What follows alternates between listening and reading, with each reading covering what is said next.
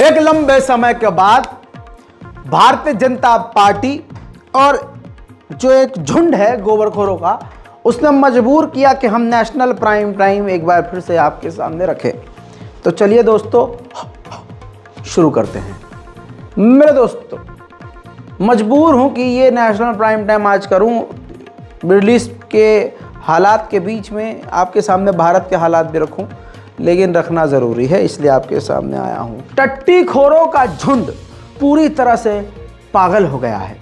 अब जहां आप भारत में देखेंगे, वो जो टट्टी के अंदर कुछ कीटाणु होते हैं, टट्टी खुद गंद होती है, लेकिन टट्टी के अंदर के जो कीटाणु होते हैं वो ये होते हैं, जो इस तरह की बात करते हैं कि जब भी मुंह खोलेंगे बदबू नजर आएगी। आइए दोस्तों, अपनी ही कौम और अपने ही धर्म के लिए जो मजाक बन गए हैं, उनकी शक्ल दिखाकर, उनकी बात सुनाकर कंफर्म करूंगा आपके सामने कि किस तरह से एक झुंड टट्टीखोरों का पगलाया हुआ है पूरी तरह से।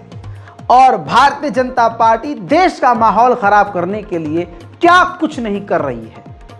दोस्तों, मैं कहता था एक वक्त कि ये हिंदू भाइयों को बदनाम ये खुद एक झुंड करेगा। उन्हीं में से निकला हुआ झुंड अब हिंदू भाइयों को नामर्द कह रहा है, इनडायरेक्ट वे में। तौबा तौबा, आहा, देखिए। मेरा कोई मकसद नहीं भैया, ना बोलो भैया ने पूरा हिंदू राष्ट्र बनाना है भारत को। हिंदू राष्ट्र बन जाएगा, उसके बाद अखंड भारत देखना है। समझ में आया? उसी यात्रा से शामिल हुए हैं कि जिसने भी हमारे नामर्द हिंदू है उनको मर्द बनाना है। क्या बोला तूने? उनको मर्द बनाना है। अब देखिए, अखंड भारत से आप क्या मतलब? अखंड भारत हम लोग का है, पहले से है, फिर से वापस होगा। आने वाले देश आएंगे अखंड भारत में, सभी देश आएंगे जो पहले थे।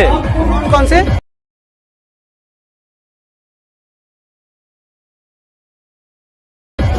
श्रीलंका, इधर से चाइना, फिर से पाकिस्तान, ये अफगानिस्तान, पीछे रसिया वसिया सब।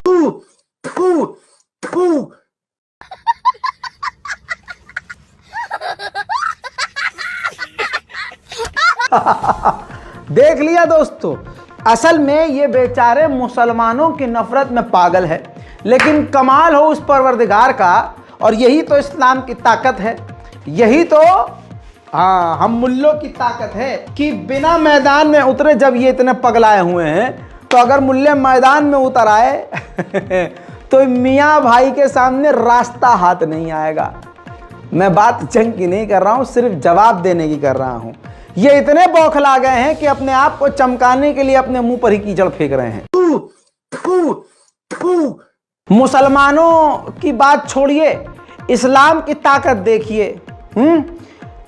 इस्लाम एक ऐसा मजहब है कि जब उसके मानने वाले लोग कहीं पर अपना अमल करते हैं, अपने अल्लाह को याद करते हैं, तो कमजोर ईमान वालों का दिल फट जाता है और इतना पगला जाते हैं कि वो अपने वाले को याद करने लगते हैं। अब आप ये नई चीज देख रहे हैं, इस्लाम की ये सबसे बड़ी ताकत है कि जब कोई नमाजी नमाज पढ़ता है तो दूसरा झुंड जो है अपने भगवान को याद करना शुरू कर देता है, सिर्फ कंपटीशन में। यही तो बात है मुसलमानों में। हम कभी कंपटीशन के लिए अपने खुदा की इबादत नहीं करते और वो कंपटीशन के लिए अपने की इबादत करते हैं। देखिए,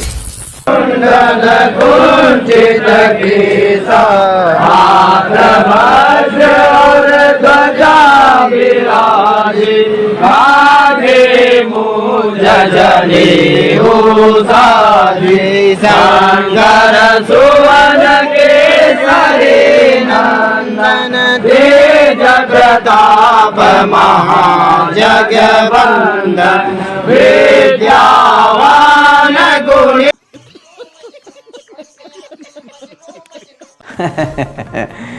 ये है मुल्लों की ताकत, ये है सिर्फ 2 रकत नमाज की ताकत कि शैतान को भी अपनी नानी याद आ जाती है। गजब बेइज्जती है। एक बात बता दूं, आज जो पूरे भरम में है, पूरे भाजपा में ऊंची पद पर हैं, कल तक जो बहुत बहुत बहुत बड़बड़ाते थे, माइक ले लेके नाचते थे, ओ मेरी बहनों मेरी बहनों मेरी बहनों, तुमको देंगे हम महीने का 400 रुपया 600। आज जब भाजपा से लात पड़ी है तो वो खुद भाजपा की पोल खोल रहे हैं तानाकशी करके कि जब तक भाजपा में हो तो पोस्टर में नजर आओगे और भाजपा से जरा सा किनारे हुए तो पोस्टर से गधे की सींग की तरह से गायब हो जाओगे। माननीय शिवराज सिंह चौहान मुख्यमंत्री हैं तो भाई साहब आपके चरण तो कमल के समान हैं, कर कमल हो जाते हैं, चरण कमल हो जाते हैं, और बाद में नहीं रहे तो होर्डिंग से फोटो ऐसे गायब होता जैसे गधे के सिर से सींग। उधर कंगना रनौत का अपना ही रांडा रोना चल रहा है। जी हाँ, कमाल की बात यह है कि जियो के बारे में कहा जाता है कि वो तो भाजपाई है, अंबानी अदानी भाई तो मोदी फैन है। तो इल्ज़ाम कंगना रनौत ने ये लगाया है कि जियो सिनेमा ने मुझे ये कहकर काम नहीं दिया कि आप भाजपा का समर्थन करती हैं, भाजपा का प्रमोशन करती हैं। बेचारी ना इधर की है ना उधर की है। मेरा तो इतना लाइफ खराब हो गया है, इतना लाइफ खराब हो गया है मेरा। मैं कितने समय से आपसे कहता आ रहा हूं कि जो कुछ भी भाजपा के पास है बस वो एंटी मुस्लिम इमेज है।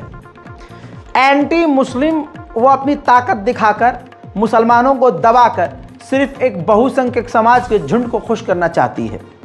बिल्किस बानो के मामले को लगातार हम आपके सामने रख रहे थे, याद है ना, मैं किस तरह से मिमिक करके आप बताता था कि 15 अगस्त के दिन सामने से तो मोदी जी महिलाओं के सम्मान की बात कर रहे थे और पीछे से बलात्कारियों को रिहा करवा रहे थे।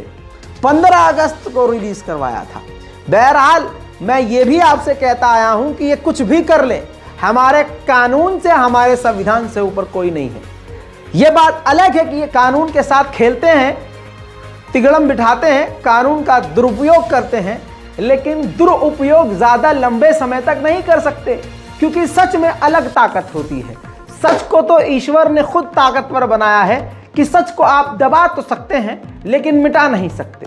मेरे दोस्तों, उसके बाद सुप्रीम कोर्ट के बयान को आप जानते हैं कि बिल्किस बानो के मामले में दोबारा से क्लियर सुप्रीम कोर्ट ने कह दिया कि ये गुजरात हाई कोर्ट के हाथ में पावर ही नहीं थी कि आप बिल्किस बानो के बलात्कारियों को रिहा करें, लेकिन आपने रिहा किया जो सरासर गलत था।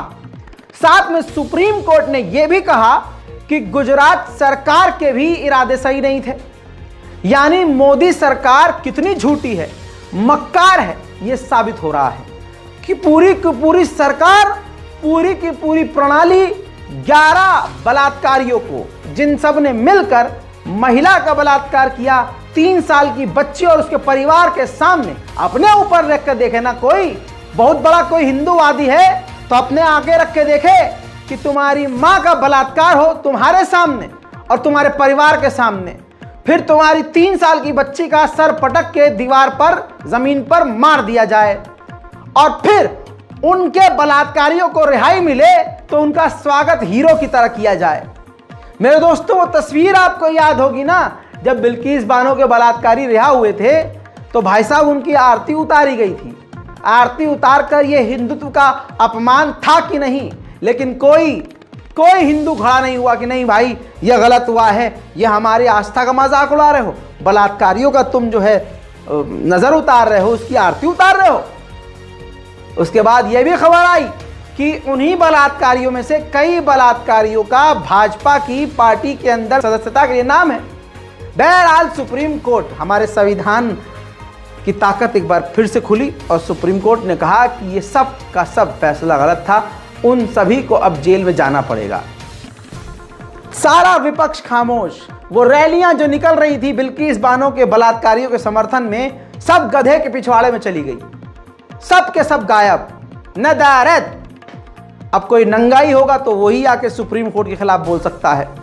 आप समझ रहे हैं? उधर सुनिए ताज़ा तरीन जानकारी। जैसे ही ये खबर मिली कि सुप्रीम कोर्ट ने फैसला पलट दिया है और बलात्कारियों को जेल में जाना होगा, अब उनमें से कई बलात्कारी फिर से लापता हो गए, फरार हो गए, गायब। जी हाँ, समझ जाइए खेल क्या चल रहा है। कौन सी कौम, कौन सी नस्ल और कौन सी पार्टी के लोग इनको गायब करने में मदद कर सकते हैं।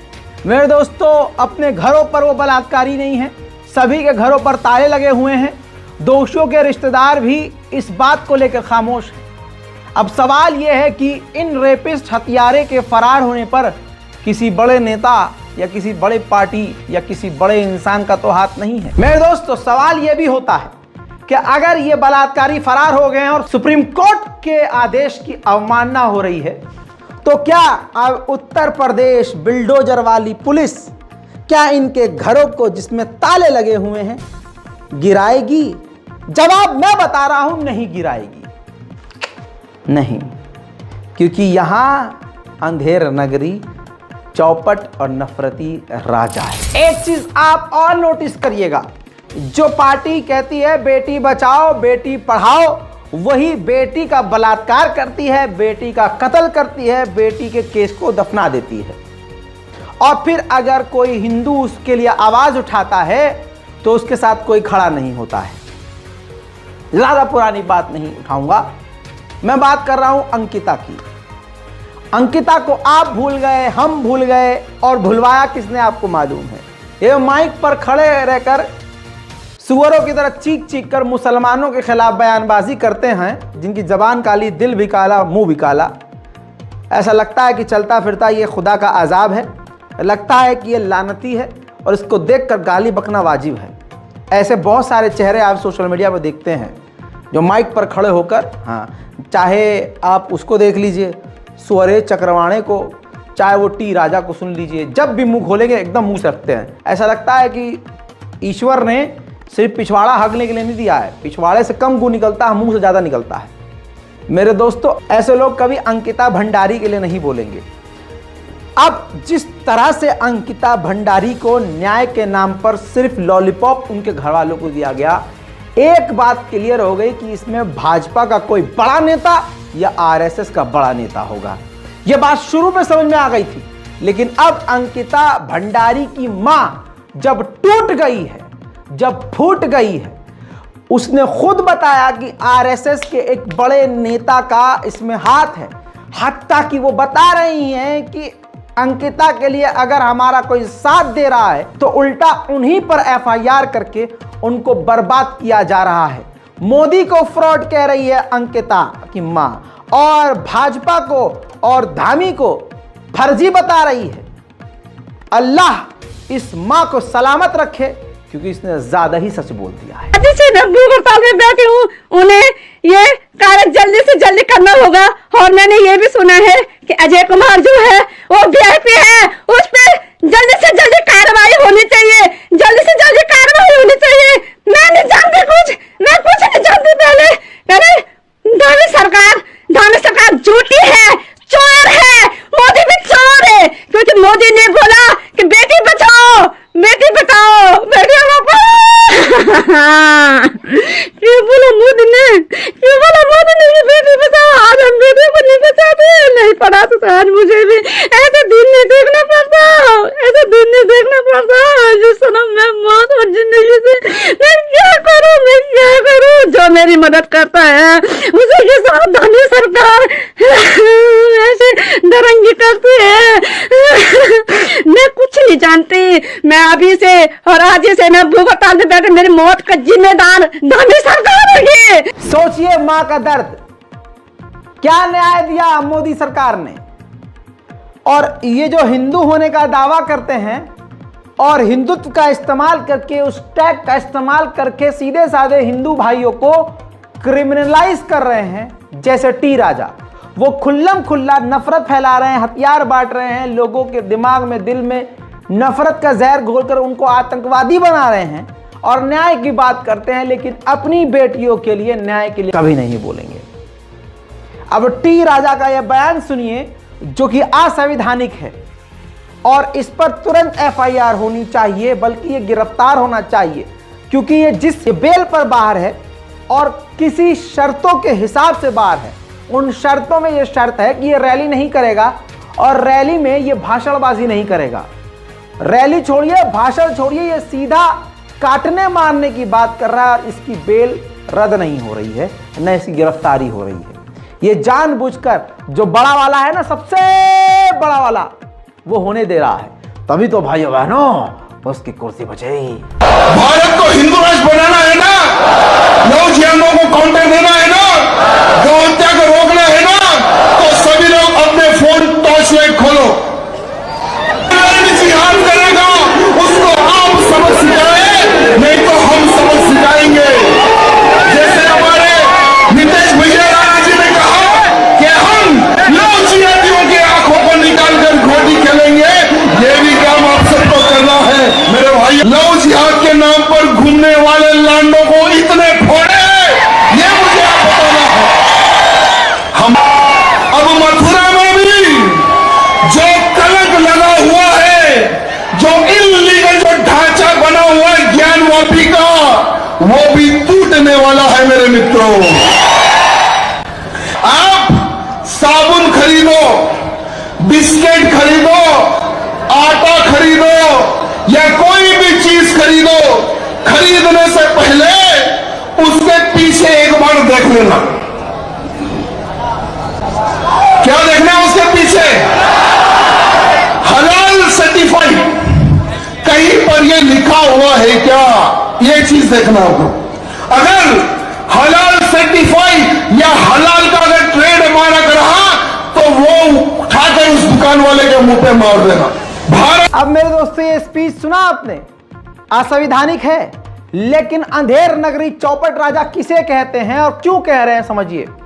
हिंदुत्व वॉच जो ट्विटर अकाउंट है, जो गोबरखोर झुंड पर नजर रखता है कि कौन टट्टी फैला रहा है, कौन हमारे देश में गंदगी फैला रहा है, तो दोस्तों उसने जब इस वीडियो को ट्वीट किया तो आपको बताऊं, कोई कार्रवाई होने के बजाय ये मेल आ गया उसी को कि आपको ये वीडियो डिलीट करनी होगी, है ना। हिंदुत्व वॉच को सीधा सीधा बोला गया है, तेलंगाना पुलिस ने ये रिक्वेस्ट किया है हमसे, ट्विटर कह रहा है मेल पर कि आप ये वीडियो तुरंत डिलीट करवाइए। तो यानी टी राजा को गिरफ्तार करने के बजाय या नफरती भाषण देने वाले के खिलाफ आरोप तय करने के बजाय, उसके खिलाफ एफआईआर करने के बजाय, उल्टा जो उस नफरत भरी स्पीच को शेयर करके सवाल खड़े कर रहा है, तेलंगाना पुलिस उसी के अकाउंट को डिलीट कर रही है या उसकी वीडियो को डिलीट करने की रिक्वेस्ट ट्विटर से कर रही है, यानी एक्स से कर रही है। आप समझ रहे हैं, ये सिर्फ मैं आपको तेलंगाना का रवैया, तेलंगाना सरकार, तेलंगाना पुलिस का रवैया नहीं, ये पूरे भारत में ये हो रहा है।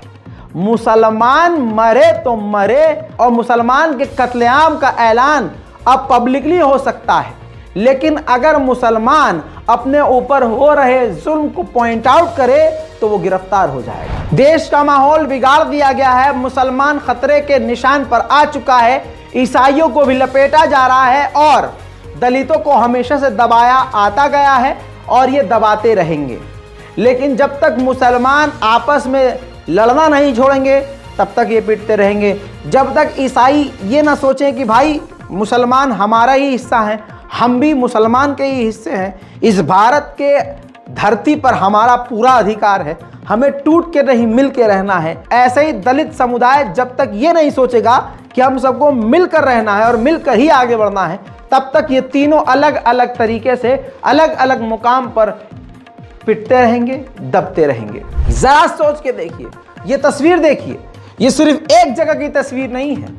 चाहे हिंदू समाज की लड़कियां हो, मर्द हो, ये सीधे साधे हमारे हिंदू समाज के बच्चे हों, स्कूल में पढ़ने वाले बच्चे हों, कॉलेज में पढ़ने वाली लड़कियां हों, सभी को हथियार बंद करके क्रिमिनलाइज इनका भविष्य कर दिया गया है।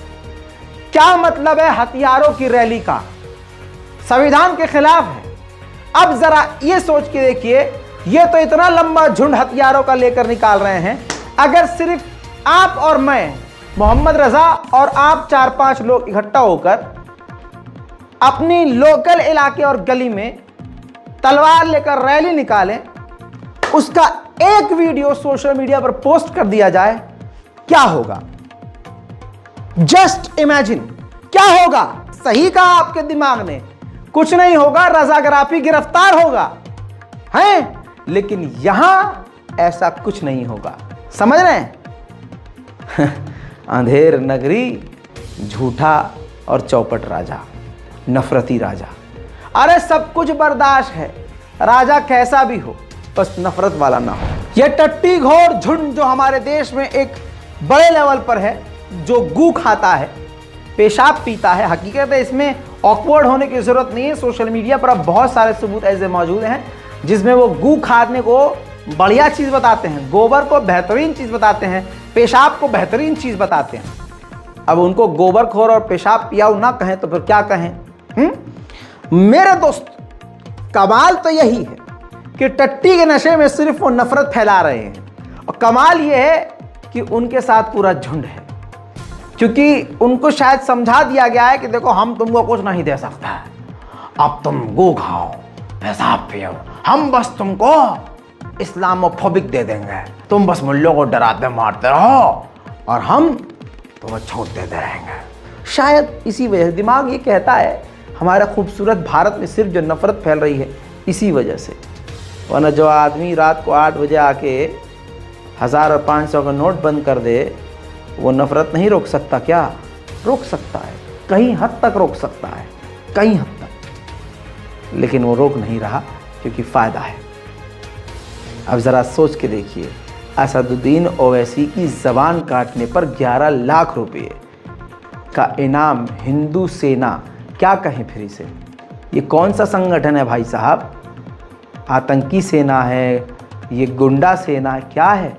मार काट के अलावा कभी सीधी बात नहीं करता। गुजरात की हिंदू सेना ने असदुद्दीन ओवैसी की ज़बान काटने वालों को 11 लाख का इनाम रखा है। जय श्री राम, जय महाकाल। प्रतीक भट्ट, हिंदू सेना गुजरात अध्यक्ष। ગુજરાત હિન્દુ સેના દ્વારા આજે જાહેર કરવામાં આવ્યું છે કે હૈદરાબાદનો કૂતરો જે સનાતન ધર્મ વિશે બફાટ કરે છે, અયોધ્યામાં જે રામ મંદિર બન્યું છે એના વિશે બેફામ બોલે છે, મુસ્લિમ યુવકોને ઉશ્કેરી રહ્યો છે। આ કૂતરો સમજી લે કે 2 વખત હુમલો થઈ ગયેલો છે અને હવે ગુજરાત હિન્દુ સેના આ હૈદરાબાદના ઓવેસી કુત્તાને ખુલ્લી ચેલેન્જ અને જાહેર કરે છે કે એની જીભ કાપનાર, સનાતન ધર્મ વિશે જે બોલનાર છે એની જીભ કાપશે અને 11 લાખનું ઇનામ આપશે। जय श्री राम। जांच इनकी ये नहीं होनी चाहिए कि ओवैसी को धमकी दी है। ओवैसी की तो शर्मगाह का बाल नहीं उखाड़ सकते ये।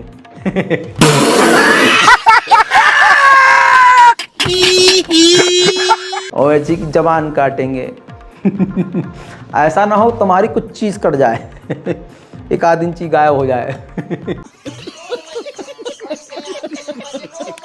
बात पते की है कि जांच इनकी ये होनी चाहिए कि 11 लाख रुपया इनके पास आया कहां से? 2-2 रुपया वाला ट्वीट करके क्या 11 लाख रुपए कमाए जा सकते हैं?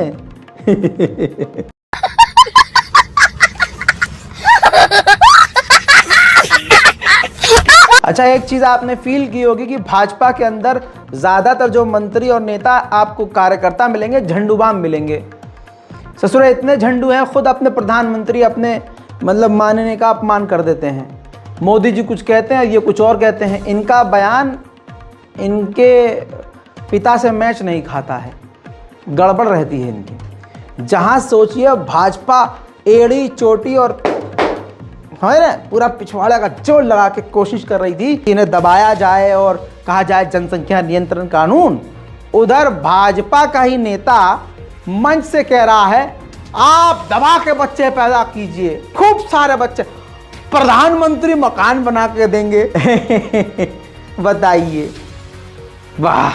देखिए, बच्चे आप पैदा करो खूब, प्रधानमंत्री जी आपका मकान बना देंगे, फिर तकलीफ किस बात की है? अभी देने की स्थिति में नहीं है। आपने तुरंत निर्णय लिया। अब जो गैस का चूल्हा आपको बाटला आपको मिलेगा वो 450 रुपए में मिलेगा भाइयों बहनों, 450 रुपए में। अब तो ये ठीक है ना? अब तो ठीक है ना? कभी भी महंगा है, और सस्ता करना है क्या? देखिए, राज भी चलाना है। अगर तुम बिना पैसे ही मांगोगे तो फिर राज की आप सड़क कैसे बनाएंगे, बिजली कैसे पहुंचाएंगे, ये सारी चिंता तो हमको करनी पड़ेगी ना। और अब बिना पैसों से मिलेगा तो उसकी कीमत आप लोग नहीं समझोगे। इसलिए मित्रों, हिंदुस्तान के प्रधानमंत्री का सपना है कोई भूखा न सोए, और कोई बिना छत का नहीं रहे। बच्चे आप पैदा करो खूब, प्रधानमंत्री जी आपका मकान बना देंगे, फिर तकलीफ किस बात की है? फिर हमको तकलीफ नहीं होनी चाहिए ना, और फिर तकलीफ नहीं होनी चाहिए। तो आप जानते हो कि हिंदुस्तान का प्रधानमंत्री देश को आगे बढ़ाना। उधर मेरे दोस्तों ये तो क्लियर हो गया कि यहाँ अपने ही नेता की बात से इनकी बात मैच नहीं खाती। अब एक बात और सुनिए, भाजपा कितनी खोखली है एक बार फिर से साबित हो गया है। ये तो वाली बात हो गई गू उठा के सर पर रखना, लेकिन फिर भी रख लिया, एक सेकंड के लिए रख लिया। ये लोग क्या कहते हैं कि जो सर तन से जुदा करने की बात करता है वो आतंकवादी है। भाइयों बहनों, ये आतंकवादी है, ये सर तन से जुदा, सर तन से जुदा ये करते हैं, ये आतंकवादी है, इस्लामिक या आईसिस वाले हैं। अच्छा, गाजियाबाद की मेयर साहिबा भाजपा मंडल की ही मीटिंग में, जिसमें भाजपा के नेता हैं, भाजपा के ही नेता और कार्यकर्ता को कह रही है गर्दन उखाड़ दूंगी। और किस मुद्दे पर बात हो रही है? 30 लाख की रिश्वत पर। यह घर के अंदर की बात है, भाजपा मंडल के अंदर चल रहा है सब कुछ। तो विवाद क्या है? 30 लाख रुपए किसने किसको दिए पता नहीं चल रहा, कौन गड़प गया। दूसरी बात यह, मेयर साहिबा का खून इतना गर्म है, कहीं गर्दन उखाड़ दूंगी बेटे। लैंग्वेज देखिए, और अब फैसला कीजिएगा कि आईसिस से कौन है। तो पार्क में से किसने दे दिया? उन्होंने ले ली पार्क में से। मैंने आपका तो नाम ही नहीं लिया कहीं भी। नहीं, वो 30 लाख रुपए की कितने? आपका नाम लिया 30 लाख में मैंने। नहीं, सुनो बेटा, गर्दन अलग कर दूंगी। नाम ले रहा है था, 30 लाख कैसे रिकॉर्ड हो रहा है? हो जाए रिकॉर्ड कर लीजिए। किसने दे दिए वो बताए तो सही, किसे दे दिए 30 लाख? वो बताएंगे। अगर मेरे किसी अधिकारी को दे दिए तो सस्पेंड होगा, ये मैं कह रही हूँ। 100% सस्पेंड होगा। सुनिए, पहली बात तो सदन की गरिमा रखो।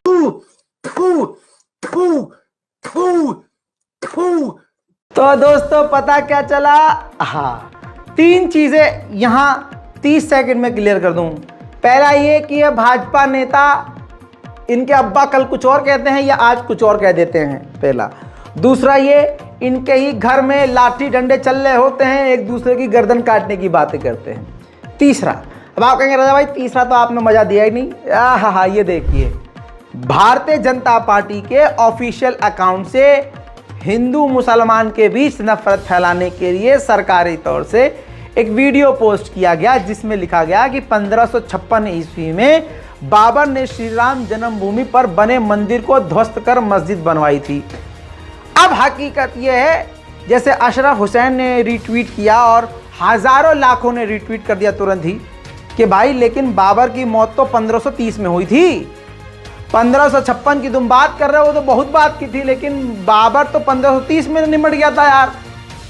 इसके बाद भाजपा ने तुरंत क्या किया, जो सावरकर ने किया, थूक के तुरंत चाट दो।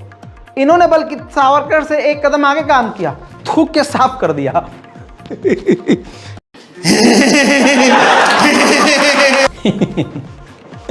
हाँ, ट्वीट डिलीट कर दिया। और ले तो पता क्या चला? 3 चीजें हो गई कि ये खुद कुछ आधिकारिक तौर पर बोलते हैं और पलट जाते हैं। कमाल ये है कि यहां मुंह पकड़ के गू ठूसा जा रहा है लोग, और तुम गू खाओ, गू में बड़ी शक्ति है, पेशाब में बड़ी शक्ति है। जो तुम भारत में कर रहे हो मेरे दोस्तों, आड़ भक्तों, वो टट्टी है। अब सुनो आगे, यहां तो चल रहा है हिंदू मुस्लिम, और भारतीय जनता पार्टी की नेता चली गई मदीना मुनव्वरा, झूठों की रानी। देखिए दोस्तों, मदीना मुनव्वरा। अरे आड़ भक्तो यार, तुम्हारा समझ में नहीं आ रहा, तुम्हें तो कोई भी लतिया के चला जाता है, कोई भी आता है। अब यहाँ भी लग जाएगा, हम कोई मंदिर का घंटा है कि कोई भी आके बजा जाता है। हाँ मेरे दोस्तों, स्मृति ईरानी मदीना मुनव्वरा पहुंच गई, ऐतिहासिक मस्जिद नबवी में भी गई, और मैं क्या कहूँ, स्मृति ईरानी तस्वीर देखिए, बड़ी खुश हुई हैं, ट्वीट किया है, बड़ी खुश हुई हैं कि हमारे रिश्ते बहुत अच्छे हैं और ये है। कमाल तो यही है, यहां बैठ के मुल्लों को गाली और वहां जाके अरे दे ताली दे ताली दे ताली। वाह वाह वाह भाई आड़ भक्तों मेरी बात सुनो, कसम खा के कह रहा हूं तुम्हारा कोई नहीं है, कोई भी नहीं है। हर इंसान तुम्हारा ही, जिसको तुम अब्बा कहते हो वो भी मारता है, जिनको चच्चा कहते हो वो भी मारता है, तुम्हारा कुछ है नहीं, तुम बस गू चाटो चमन परास समझ के। ये बात अलग है। अब दूसरा नजरिया देखिए कि सऊदी अरब की जो सरकार है वो कितनी घटिया है। 1400 सालों तक कभी किसी गंदगी की वहां नजर नहीं पड़ी, किसी गंद का कदम नहीं पड़ा, गैर मुस्लिम का कदम नहीं पड़ा, वो मोहम्मद बिन सलमान ने कर दिया। अब अगर सोशल मीडिया पर नजर डालेंगे तो बहुत सारी चीजें चल रही हैं।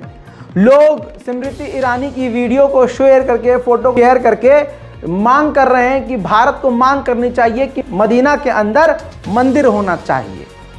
अब यहाँ पर उन पर गुस्सा करने की कोई बात नहीं है, बेचारे वो पेशाब के नशे में तो कुछ तो बोलेंगे ही, लेकिन यहाँ पर नाराजगी अरब से होनी चाहिए मुसलमानों को कि भाई सऊदी अरब तूने ये किया क्यों? जब तुम गंदगी को आने दोगे तो तुम चाहोगे कि वहाँ बदबू ना हो, गंदगी आएगी तो बदबू भी होगी।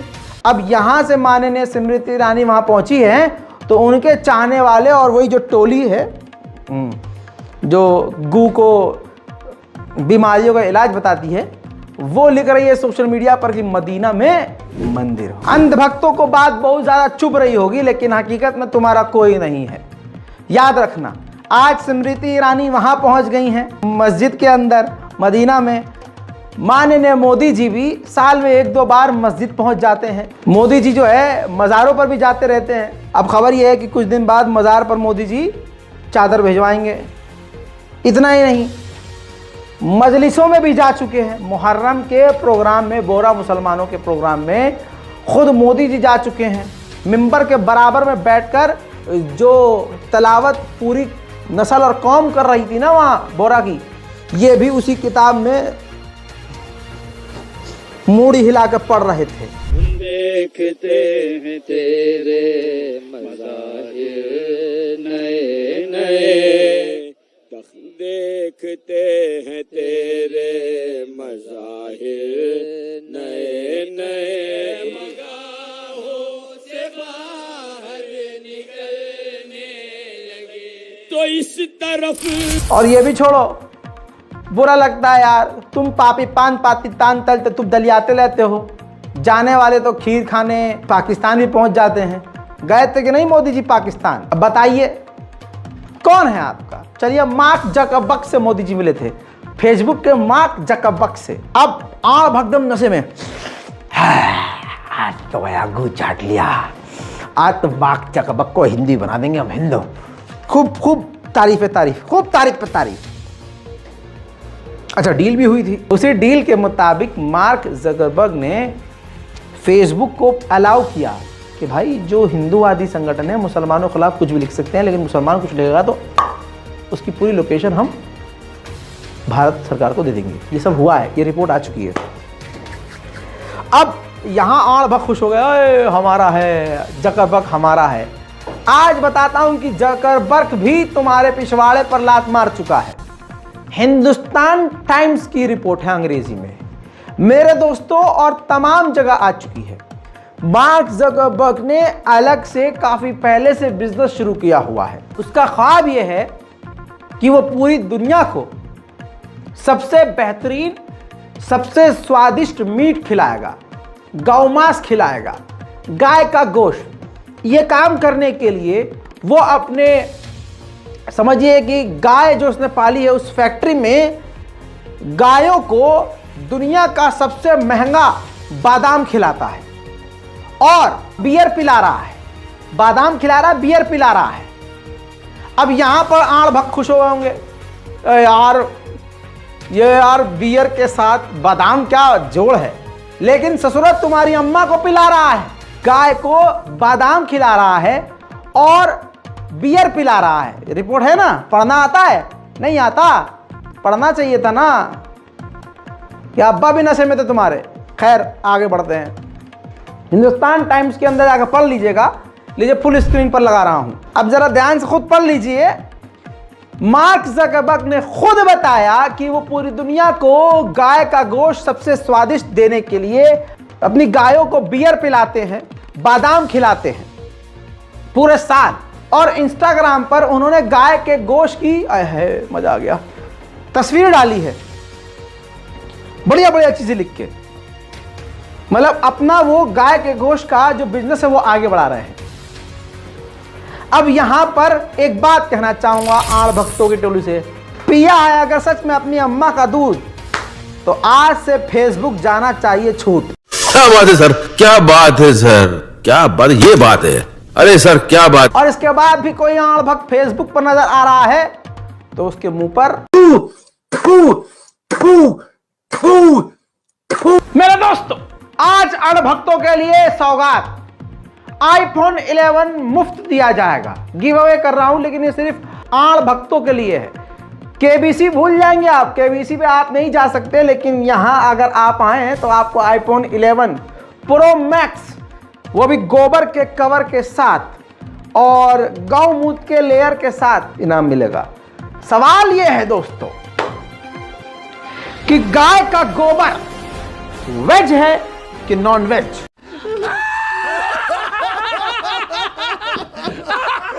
सही जवाब देने वाले को मिलेंगे 7 करोड़।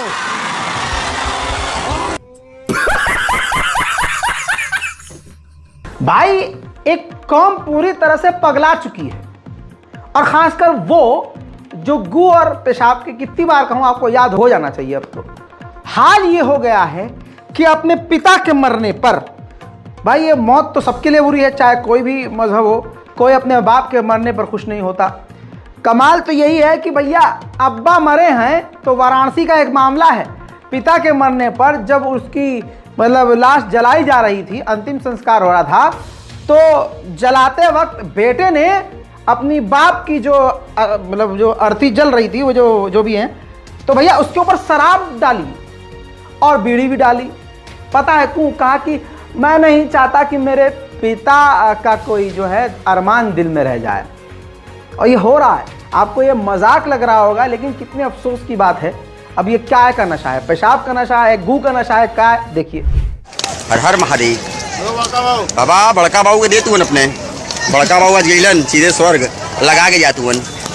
हर हर महादेव। चल बड़का बाबू नमकीन भी खाला।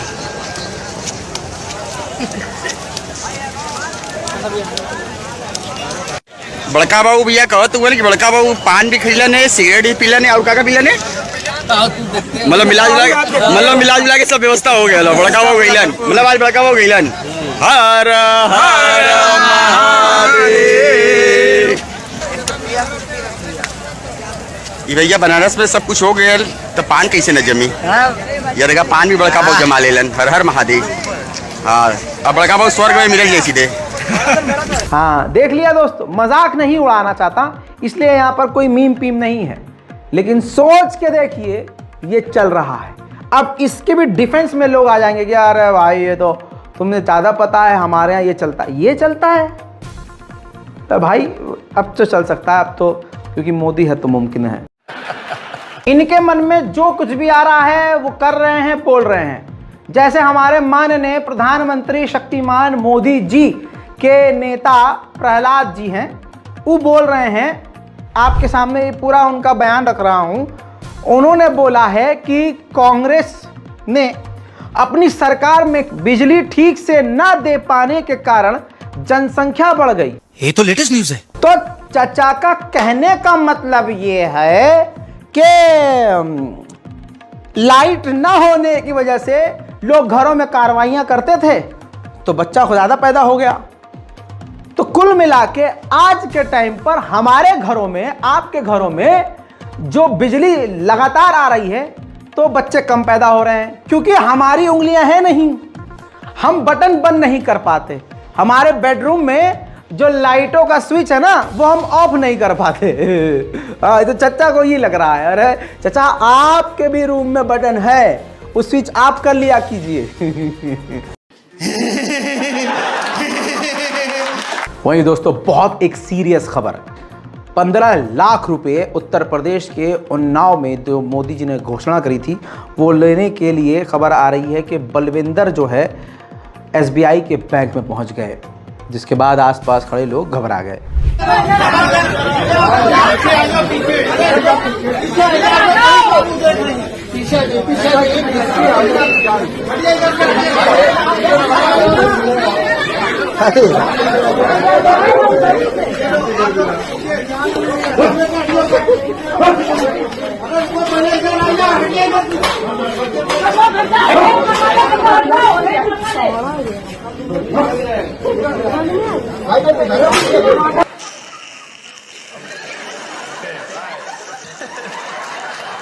क्या कह रहे हो कि भाई आपने बलविंदर बोला था? अबे बलविंदर शॉर्ट नेम इसका बैल ही है। प्यार से हम उसको जो है बलविंदर कह रहे हैं। खैर मेरे दोस्तों, क्या ज़बरदस्त काम किया है, क्या ज़बरदस्त 15 लाख रुपए आपके अकाउंट में आए हैं, किस तरह से भारत का विकास हुआ है, सब कुछ जो है बताना नामुमकिन है। हुआ होगा तो बताएंगे ना। खैर इस पूरी नेशनल प्राइम टाइम रिपोर्ट पर आपकी जो भी राय है नीचे कमेंट ज़रूर कीजिएगा, ताकि हमको हिम्मत मिले और अगले दिन फिर से खड़े हों आपके सामने नई और ताज़ा तरीन खबरों के साथ। जय हिंद।